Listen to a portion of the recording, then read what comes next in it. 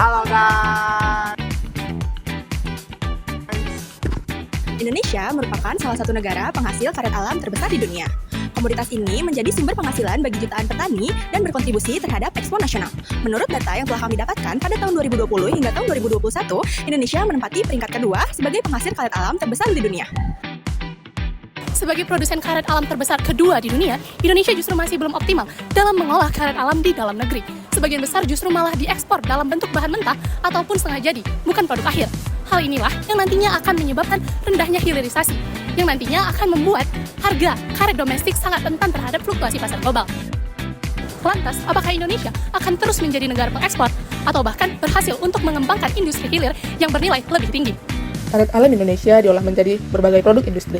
Di sektor otomotif, karet digunakan untuk ban, seal, dan yang lainnya. Di bidang kesehatan, karet digunakan menjadi bahan utama sarung tangan medis dan alat kesehatan berbasis lateks. Menurut Istama, pada tahun 2024 yang disebutkan pada jurnal Warta Perkaretan mengungkapkan bahwa penguatan industri hilir memungkinkan pengembangan produk bernilai tambah seperti produk karet dan komponen teknik. Selain itu, karet juga digunakan dalam industri alas kaki, konstruksi, hingga peredam getaran pada bangunan. Hilirisasi karet bukan sekadar pengolahan, melainkan kunci utama dalam meningkatkan nilai ekonomi komoditas melalui penciptaan produk turunan yang bernilai jual lebih tinggi.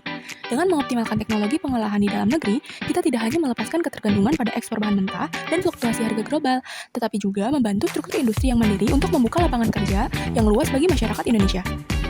Perkembangan volume ekspor karet alam Indonesia terus-menerus meningkat, dan peningkatan ekspor produk akhir dapat meningkatkan nilai tambah serta memperkuat daya saing internasional dibandingkan ekspor bahan mentah saja. Namun, proses hilirisasi menghadapi berbagai tantangan. Harga karet alam sangat dipengaruhi oleh pasar global sehingga menyebabkan fluktuasi pendapatan petani. Selain itu, tidak semua industri mampu menggunakan teknologi modern.